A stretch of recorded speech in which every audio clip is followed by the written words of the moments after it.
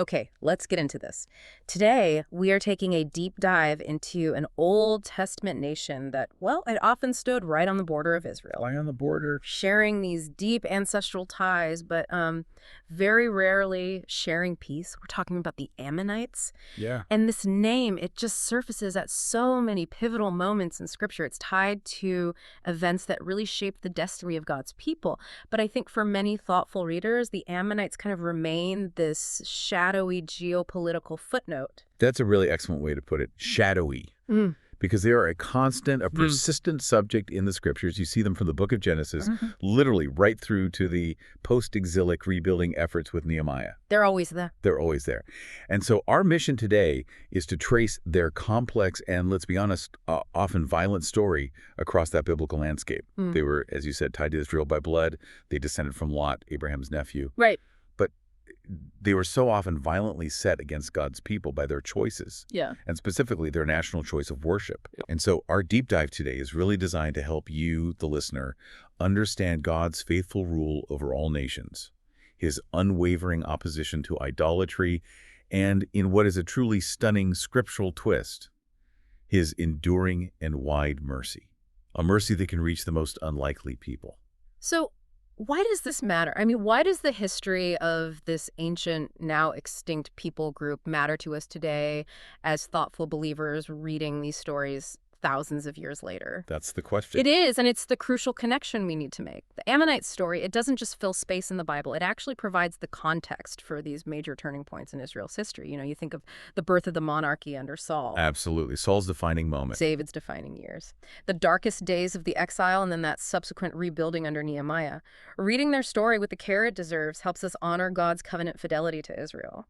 It helps us recognize how God weighs and judges entire nations, which is a vital concept, holding them to a universal moral standard. And crucially, it helps us welcome the sheer, just incomprehensible wideness of God's grace, which, as Jeremiah reveals, can reach even long-standing, seemingly irredeemable enemies. And that framework is so essential. This conversation we're having, it's going to be pastoral, it's going to be deeply respectful of the biblical text, and we're going to focus on clarifying and applying the specific insights that we have from the source essay. We are not just discussing ancient history here. No. We are looking for those aha moments, the moments that move from a historical fact to a spiritual truth that is relevant for your everyday life and your decisions. Okay, so let's start at the very beginning. The historical and cultural background. Where did these people even come from? To start at the very foundation, you really have to go all the way back to the origins of this people, tracing them to the fearful and, frankly, chaotic aftermath of God's judgment on Sodom and Gomorrah. That's recorded in Genesis chapter 19. Right, the source material reminds us of that difficult story. Lot is fleeing the destruction. He finds shelter in a cave. With his 2 daughters. And his 2 daughters, desperate to preserve their family line, are involved in this relationship with their own father. It's a very uncomfortable story to read. It's deeply uncomfortable. And the source clearly points us to Genesis 19, verses 36 to 48. Yeah. As Lot's younger daughter bore a son, and she named him Ben-Ammi. Ben-Ammi. And that name is incredibly telling, isn't it? It is. It translates literally to son of my people. And this Ben-Ammi is the ancestor. He is the father of the Ammonites. So this very uncomfortable foundational act establishes this difficult kinship link between the Ammonites and the Israelites, who of course descended from Abraham, Lot's uncle. Exactly. They were family. They descended from the same covenant lineage, but through this deeply compromised and really morally tragic beginning. But this difficult lineage, it didn't solely define them. Their geography, where they lived, that became just as crucial in understanding the persistent conflict. Absolutely. Their geography was destiny, in a way. They settled east to the Jordan River, specifically in what is now modern-day Jordan. It's a land of upland pasture, but it also had these deeply fortified towns. And their chief city was Rabbah. Rabbah, which is sometimes called Rabba Ammon. Right, which just means the great city of the Ammonites. And Rabbah wasn't just some random settlement. It was incredibly strategic. So what made it so strategic? Was it the defensibility, trade routes? It was all of the above. Its location was fortified by natural barriers like deep ravines, but it was also strengthened by access to vital water sources, which is key in that part of the world. And it sat right along major trade routes. A very significant segment of the famous King's Highway ran right through their territory. And for Israel, who are moving westward across the Jordan, or even later when they needed security on their eastern flank, having the Ammonites as their immediate neighbor meant that continuous friction and, border skirmishes were virtually guaranteed. It was inevitable. Their territory bordered the tribes of Gad and Reuben, right where the initial Israelite settlements were often weakest and most exposed to attack. But what I find so remarkable, and what the essay really brings out, is that despite the later antagonism and despite that uncomfortable origin story, the very beginning of Israel's journey into the land is marked by God's deliberate command of restraint toward the Ammonites. Yes, The relationship was initially defined by kinship and caution. it absolutely was.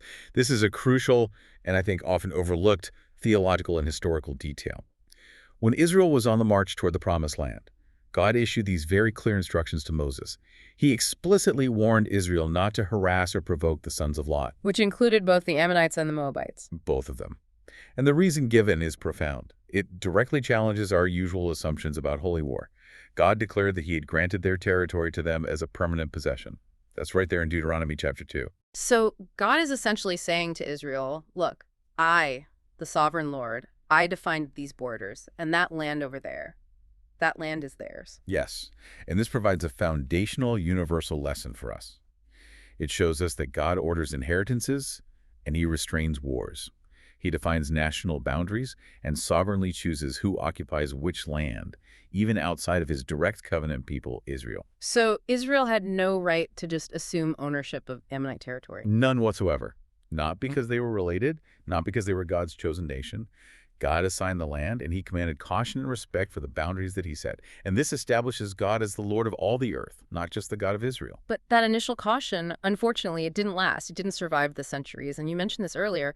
Despite speaking a similar Semitic language, a language akin to Hebrew, and sharing these borderlands, their worship created a deep and violent cultural divide that completely set them apart from Israel. It did. And this is where the story really shifts from a difficult neighbor to a persistent and, frankly, a terrifying foe. Their worship was, without question, the single most defining and catastrophic factor in their history. Their gods, even more than their city walls or their geography, shaped their destructive policies. And the scriptures name the detestable god of the Ammonites as Molech. Molech.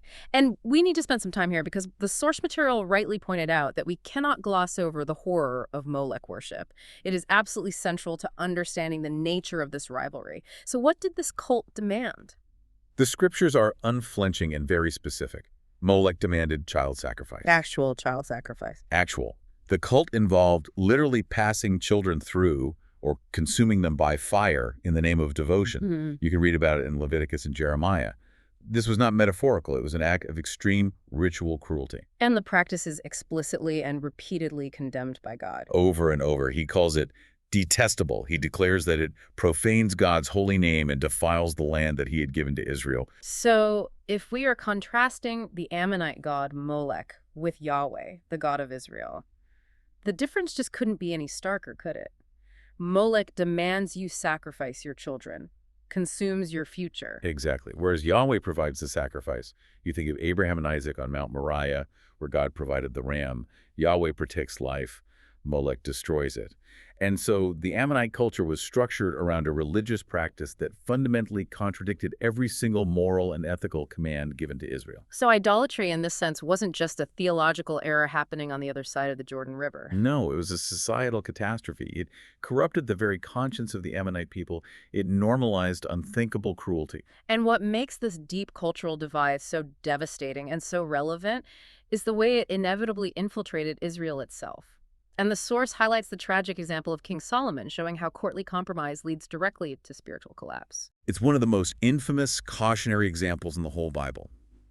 Solomon, in his foolish pursuit of foreign alliances and his appeasement of his, hundreds of foreign wives, he took the unthinkable step of building a high place for Molech. And where did he build it? He didn't put it in some distant corner of the kingdom, did he? No, he built it right on the hill facing Jerusalem, east of the city. We read that in 1 Kings chapter 11. Which means the detestable worship of Molech was literally visible from the capital city. A constant reproach, a constant temptation. It was a visible, physical symbol of how thin that line is between political compromise and absolute spiritual corruption. It stained the very holy hill across the Kidron Valley from the Temple Mount. And it took centuries to deal with it. Centuries. Fortunately, later on, the reforming King Josiah had to physically tear down that high place and completely defile it. He turned it into a garbage heap just to render it ritually unclean for good. Wow. So the story of the Ammonites teaches us that idolatry doesn't just corrode the Ammonite culture. It actively threatens to corrode the conscience and culture of any people, even God's people, who tolerate it on their own ground. This paints a very harsh and a very consistent picture. It's one of hostility, corruption, and spiritual danger. But the Bible, with its profound attention to individual human stories and its remarkable narrative nuance, it preserves these quiet moments of mercy. It does. It reminds us not to hold what the source calls a flat picture of these nations, assuming everyone in a hostile nation behaves identically. And there's a specific moment during King David's flight from his son Absalom that truly highlights God's providence operating across these national lines. It is a profound passage. It's in 2 Samuel chapter 17. And during the height of this civil war, David was exhausted. He was hiding out at Mahanaim, east of the Jordan. He was starving, he was fleeing, he was deeply vulnerable. And he receives help. He receives critical life-saving supplies. Beds, basins, grain, honey. It comes from 3 men. And one of them was named Shobi, son of Nahash of Rabbah. Wait, hold on. Son of Nahash. Nahash is the name that we associate with that great cruelty at Jabesh Gilead, the one who wanted to blind the Israelites. That is a hostile lineage. The connection is certainly significant, and it suggests a very complicated dynamic. Nahash was one of David's earliest and most persistent enemies, and yet David had shown some kind of mysterious prior kindness to Nahash's family. Perhaps it was related to this very son, Shobi, or another son, Hanun, which actually resulted in the Great Ammonite War later on. Right. But regardless, here we have Shobi, an Ammonite prince from the very heart of the enemy's kingdom, actively providing material support and comfort to the anointed king of Israel during his darkest hour. This is where we need to pause and reflect on the insight here. Was Shobi's kindness purely political? Maybe a hedge against Absalom's unstable future regime? Wow. Or was it an act of genuine selfless grace? And the text just records the facts, doesn't it? It just states what happened, and it allows us to see God's hand moving behind the scenes. It highlights that even peoples who were often set against Israel could, at God's direction, shelter and sustain the anointed king. So God's providence is moving ceaselessly toward his promises. And he can use anyone, even an Ammonite prince, to accomplish his will.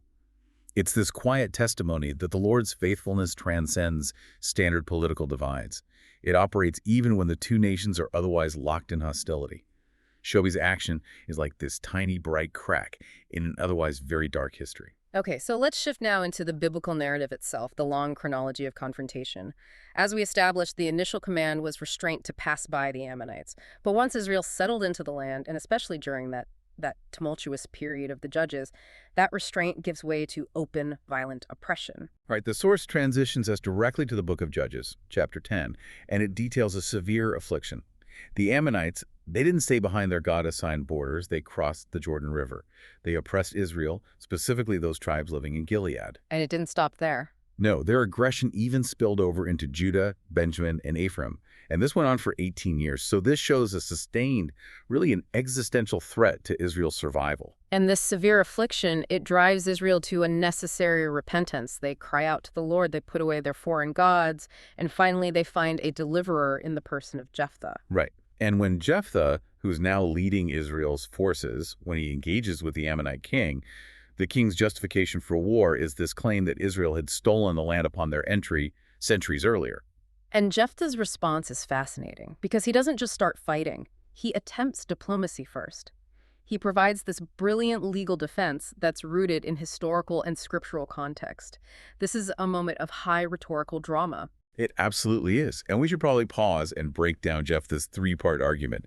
It's in Judges chapter 11. Because this shows the rigor with which the people of Israel understood their historical right to the land, based not on aggression, but on divine command. So what was the first point of his legal rebuttal? How did he start? First, Jephthah corrected the target of the original conquest. He argued that Israel took the territory from the Amorites under King Sihon, not from the Ammonites. Sihon had conquered that land from Ammon and Moab. Israel was simply reclaiming what Sihon possessed and had refused to yield peacefully. So Israel did not move against Ammonite territory originally. Not at all, and that's a crucial distinction. It means the Ammonite claim was historically faulty right from the start. Okay, so that's a powerful first point. What was his second? His second point was chronological. It was about the passage of time. The conquest happened centuries ago. Jephthah says, and I'm paraphrasing a bit, Israel has lived in these cities along the Arnon for 300 years. Why didn't you try to recover them within that time? So it's like a statute of limitations. Exactly. Their failure to press the claim for 300 years basically nullified their right to claim it now. It was an old dead issue. And then the third point takes it out of the courtroom, so to speak, and into the realm of theology. Precisely. The final point was theological supremacy. Jephthah declares, "Will you not possess what Chemosh your God gives you to possess? And all that the Lord our God has dispossessed before us, we will possess." Wow. He was asserting that Israel possessed the land by divine decree, according to the sovereign action of the one true God, Yahweh.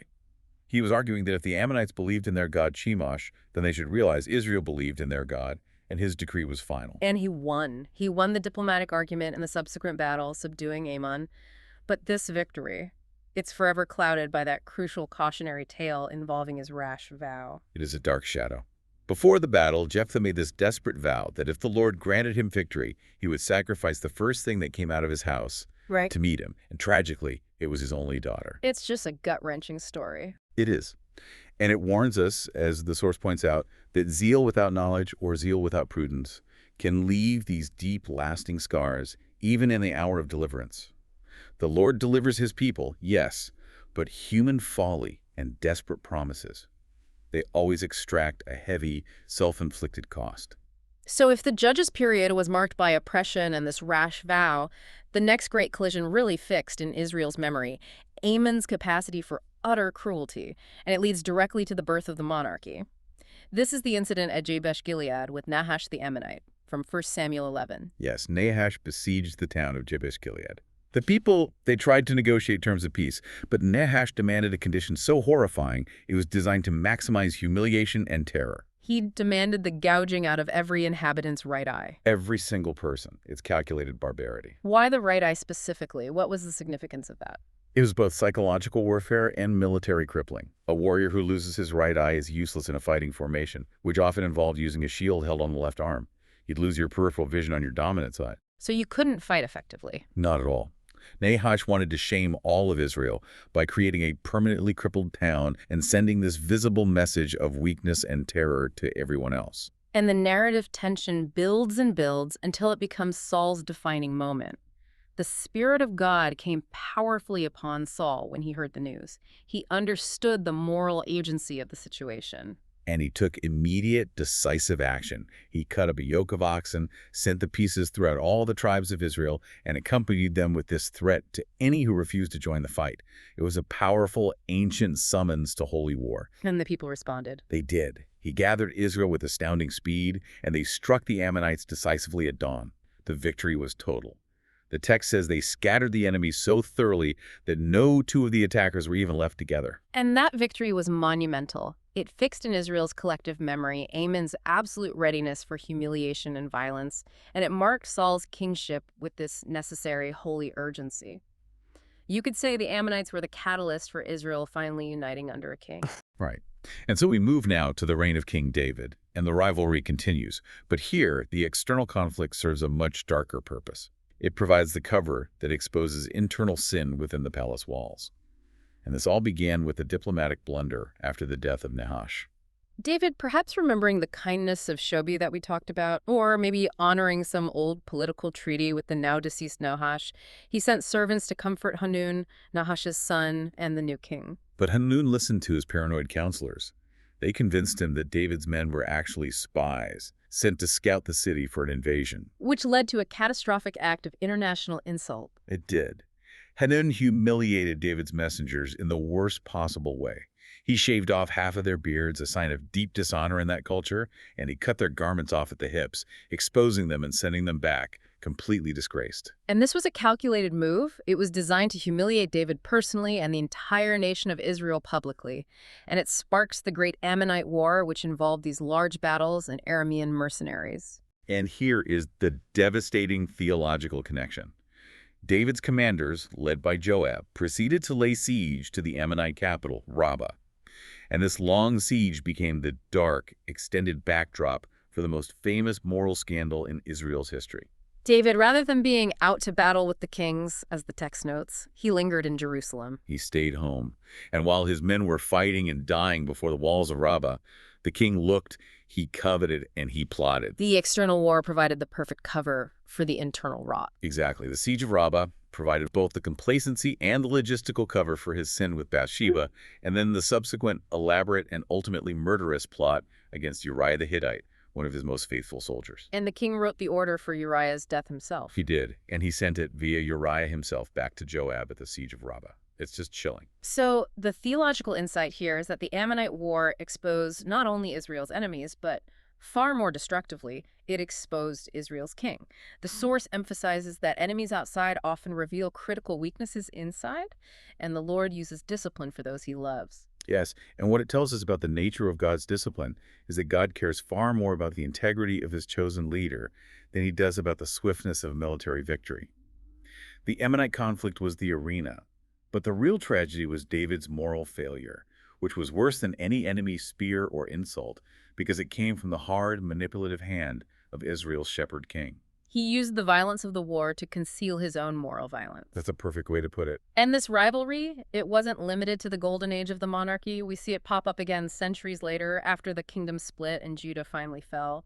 The Ammonite antagonism continued, surfacing in acts of profound treachery right after Jerusalem's destruction by Babylon. Yes. Ammon surfaces again in the book of Jeremiah, reinforcing their nature as these persistent, opportunistic foes. After Babylon broke Jerusalem, they appointed a man named Gedaliah as ruler. And Balas, the king of the Ammonites, urged another man, Ishmael, who likely had Ammonite sympathies, to murder Gedaliah. So that was a deliberate act of maximum destabilization. They were seeking to prevent any semblance of orderly life under Babylonian rule. It was calculated treachery. Ishmael murdered Gedaliah and many others, turning a fast day into a day of blood. And then he took captives, including women and children, and started heading toward Ammonite territory, demonstrating a clear effort by the Ammonite crown to profit directly from Judah's ruin and maximize the misery. And because of this calculated cruelty, this glee over Zion's fall, the prophets delivered furious and specific denunciation. Ezekiel and Amos, they held Ammon to account, detailing their atrocities. The prophets were crystal clear that God holds them responsible for more than just geopolitical disputes. They were condemned for enlarging their borders, for exulting over the destruction of God's sanctuary, and for unspeakable acts like ripping open pregnant women in Gilead. It's just horrific. And this antagonism, this hatred and opportunism, it didn't stop even during the return and the rebuilding period under Nehemiah. No. Which brings us to Tobiah the Ammonite. He wasn't on the battlefield anymore. He was in the assembly, mocking the effort to rebuild Jerusalem's walls. He became the personification of persistent scorn. He did. He openly mocked the rebuilders, saying that even a fox running on their rebuilt walls would knock them down. But then he infiltrated the post-exilic community. He formed alliances with Jewish leaders and ultimately manipulated his way into occupying a room within the very temple precincts. That is just astonishing. An Ammonite enemy whose ancestors worshipped Molech, squatting in the house of Yahweh. It's the ultimate violation. And Nehemiah had to address this persistent internal corruption with decisive physical action. He literally threw Tobiah's furniture out, drove him and his belongings from the temple room, and ritually cleansed the chamber. It just demonstrates that the Ammonite rivalry was the backdrop for Israel's story, persisting from the time they settled the land right up to the moment they tried to restore their identity. So to summarize this whole section, from the judges fighting for their very survival, to Saul's defining moment, to David's internal scandal, through the exiles facing treachery, and right up to the rebuilders facing scorn, Ammon was the persistent, proximate neighbor and foe that simply would not go away. That's right. And their history is so much more than political history. It's a profound theological case study for us. And it starts again with the stark reality of Molech worship. This history forces us to reckon with the inherent systemic cruelty of idolatry. We have to reiterate that idols are not harmless symbols. They fundamentally corrupt human nature. The burning of children, which God calls detestable, reveals that Molech was a cruel master. a master that demanded the one thing the true God cherishes and protects: innocent life. And this demand for self-sacrifice really defines the Ammonite spiritual landscape. They were trained by their worship to see their own children as fuel for their God's favor, and therefore it was a very small step to see their neighbors as pawns for geopolitical gain. And that explains the fierceness of the prophetic oracles against them. Absolutely. As the source notes, the fierceness of the prophetic response is driven by the fact that idols corrode conscience. It's not just a different opinion, it's a destructive force. So Solomon's high place, then, it wasn't merely an architectural error, it was a spiritual cancer. Precisely. It dangerously blurred the lines between the worship of Yahweh and the worship of a monstrous false god. It was tolerating a practice that saw human life as disposable. And when you look at their actions, the blinding, the ripping open of pregnant women, the gleeful mockery of Jerusalem's fall, it all stems from this theological core that views human life as a resource to be consumed, not a creation to be cherished. And beyond the issue of their own cruel worship, the story of Ammon illustrates a critical, universal truth that we must never forget. God weighs all nations. The Lord of all the earth holds kings and clans to account. That's absolutely central to biblical history. God's universal authority means that judgment is never limited to Israel. It extends to Ammon and to every kingdom that acts with pride and cruelty. And the prophets held them to account for three specific, undeniable actions, which we've touched on, but which really validate God's moral order. First, they were rebuked for territorial aggression, for enlarging their borders into Israel's lands, violating the boundaries that God himself had established centuries earlier. Right. Second, they were condemned for their attitude, for exulting over Zion's calamity when Judah fell. God saw their mockery and their malicious joy, and that's a crucial moral point. Yeah. God weighs not only our actions, but our attitudes toward the suffering of others. And third, those extreme atrocities specifically detailed by Amos ripping open the pregnant women in Gilead. These charges demonstrate so clearly that God's moral order is universal. He does not ignore violence against the weak or the marginalized, nor does he tolerate spiteful taunts against his covenant people. And so we must take God's moral order seriously. Reading these oracles teaches us to reject any cynical view that international law or national borders provide some kind of immunity from divine judgment. God is not impressed by power or by arrogance, No. fire, exile, and silence. These are the promised outcome for such persistent arrogance and violence. It ensures that divine justice is absolutely real. However, the biblical narrative doesn't conclude with only wrath and judgment, and this is the most astonishing insight in the source material. It comes right in the middle of Jeremiah's pronouncements of judgment, and it reveals the sheer scope of God's sovereign mercy. It is the shocking, profound hope recorded in Jeremiah chapter 49, verse 6.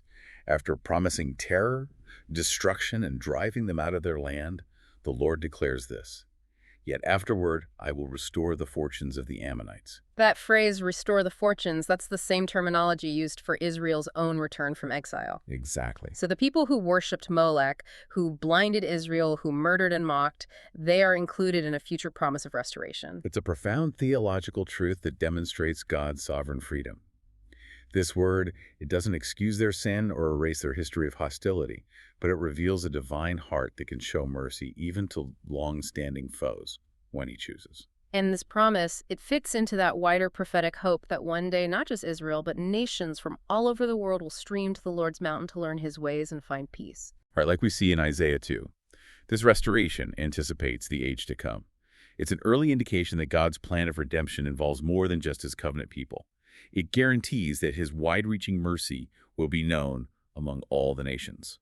And for us today, this entire history clarifies a theological concept that the source refers to as distinction without distance concerning Israel and the church. And we should probably clearly define what that means. Yes, that phrase is critical for thoughtful believers. Distinction without distance. What it means is two things simultaneously. First, the distinction. Israel's covenants and national calling remain. God is not finished with Israel. The church, which is composed of both Jew and Gentile, is not a replacement for Israel. So that's the distinction. What's the without distance part? The without distance part is that the church lives now as one new body in Christ. Ephesians 2 is very clear on this. Our duty, then, is to honor the root, which is Israel, that supports the branches, which are Gentile believers. That's from Romans 11. So when we read about Ammon, we see how God manages a hostile nation neighboring Israel and then promises restoration for that same hostile nation. We learn from this history how to bless what God blesses, how to pray for Jerusalem's peace, and yet still carry the good news of the gospel to every neighbor, regardless of their history. That's it.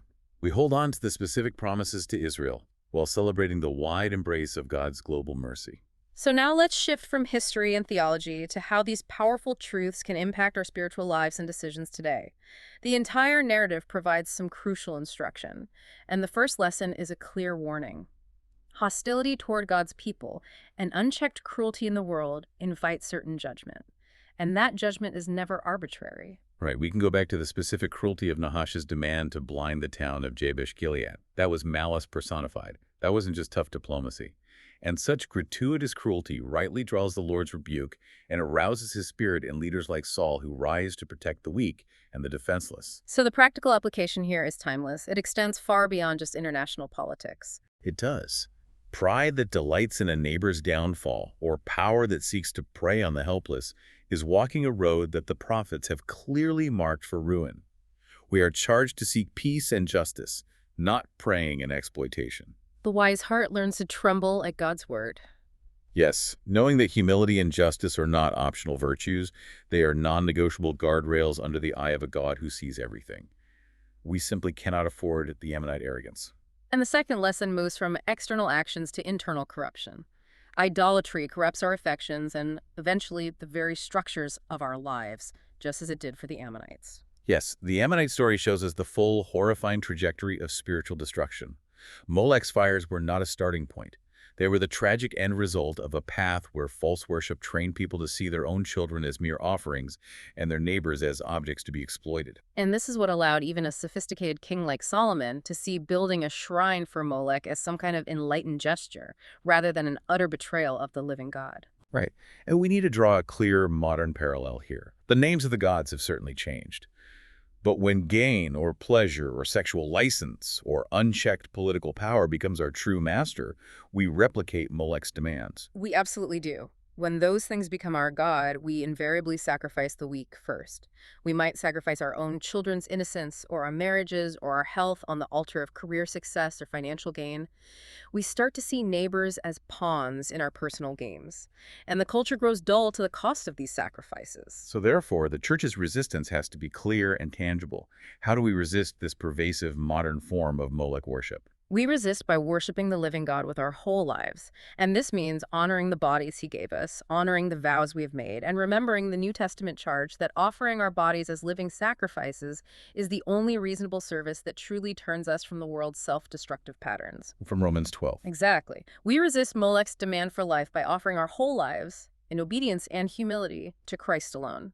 Which leads to the third crucial lesson, which is intensely internal. It's drawn from David's painful experience. God's people must guard against the slow rot inside while facing threats from the outside. This is maybe the most painful lesson for a believer to absorb. David's armies had courage. They were laying siege to Rabbah, but the king himself failed. He lingered, he looked, and he plotted. And the source highlights that the fall of Uriah, a faithful soldier, was more destructive to Israel than any Ammonite spear. Because it came from the hard, self-serving hand of David himself. The Ammonite pressure on the city walls just provided the context and the cover that exposed the rot that was already in Israel's heart. The greatest threat was not the enemy outside, but the compromise within the king's own heart. And what was necessary for David was radical, quick repentance. The Lord used Nathan the prophet's parable, a fictional story of injustice, to bring David to his knees so that grace could eventually heal what judgment would otherwise destroy. And the charge to believers today is therefore vital. Confess quickly. Seek restoration immediately. We cannot use victory over an external enemy as an excuse for tolerating sin at home. Holiness and mission are inextricably linked. They live together or they die together. That's right. The deeper sin is always the one we conceal in our own hearts, assuming no one is watching. Moving now to a note of profound encouragement, Lesson 4 reminds us that mercy can break old patterns in the most unexpected places. And we can circle back to Shobi, son of Nahash, his provision of beds and grain and honey during David's flight. It was this quiet testimony that God can stir compassion in the midst of hostility. He supplied the needs of his anointed through the hand of an Ammonite. And this quiet act of grace really prepares the reader for that shocking promise of the future in Jeremiah 49, the afterward restoration. This keeps faith with a God who, as Micah says, delights to show mercy. He carves a new future, even for peoples long bound to deep sin, hostility, and Moloch worship. So the actionable step for us, the church, is clear. It is. The church should pray actively for its enemies, preach the gospel to all nations without reservation, and expect surprises. Grace still writes new stories, and the same grace that reached us while we were enemies of God can and will reach others, anywhere. We must never assume a people group based on history or reputation is beyond the scope of God's redemptive plan. And finally, lesson 5. Hope looks beyond the day's headlines without neglecting today's immediate duties. The prophets achieved this remarkable balance, didn't they? They saw Ammon's deserved end, but they also saw a future world where all nations learn righteousness under the rule of David's greater son, the Messiah. And that glorious final hope is what keeps our hands steady at the plow today. So our present duty is therefore practical and relational. It is. We must seek the good of our cities, pray for rulers on every side, regardless of their policies, and refuse to let ancient grudges or immediate political disagreements govern our present obedience to Christ. The Lord will judge the world in righteousness, and we trust Him to fulfill His covenant promises to Israel and His mission to the world. So, as we wrap this up, the Ammonites, when you view them across the entire sweep of the Old Testament, they stand as both a powerful caution and a clear sign. A caution and a sign. I like that. They caution us because their pride and their persistent cruelty, from the blinding of Jabesh Gilead to the worship of Molech, brought inevitable corrosion and divine judgment, just as Amos detailed. But they also stand as a sign, because even after centuries of hostility, the Lord speaks of sovereign restoration. He gathers these quiet moments of kindness like Shobi's provision out of the hardest history. Their actions provoked courage in Saul, they exposed deep sin in David, they earned strong prophetic reproof, and they lingered until Nehemiah had to physically drive Tobiah from the temple precincts. And through every single chapter of their turbulent existence, God kept His promises to Israel and simultaneously demonstrated His global redemptive plan. And so reading this story with the eyes of faith teaches us, today, to fear the Lord and tremble at His word, to hate idols in every modern form they take, to repent quickly when we fall, to love our enemies even when it is hard, and to hope widely for God's work in the world. That's well said. The God who justly judged Ammon is the same God who saved us while we were still in errance, His enemies alienated and hostile in mind. And the coming king, the true son of David, will one day teach all nations to walk in His ways, transforming weapons into tools of peace and ensuring safety and integrity for all. And that closing passage from Jeremiah 49, it is a stunning articulation of God's absolute sovereignty over both judgment and mercy, and it is the passage that provides the final word on the Ammonites' fate. Jeremiah 49, verses 5 and 6 declares this, "I will bring terror on you from all those around you, declares the Lord Almighty. You will be driven out, yet afterward I will restore the fortunes of the Ammonites, declares the Lord." This passage is a final, powerful reminder of God's absolute sovereignty. He controls both the terror of deserved judgment and the surprising promise of restoration. The warning is sober judgment is real for cruelty and sin. But the encouragement is that His mercy extends even to the least likely, guaranteeing a hope that absolutely transcends every geopolitical border we see today. You can trust the Lord to fulfill His justice and His grace exactly as He promises because He is faithful to His own nature. May you walk humbly with the Lord today, resting completely in the assurance of His justice while constantly expecting His boundless, surprising mercy to be made known in the world around you.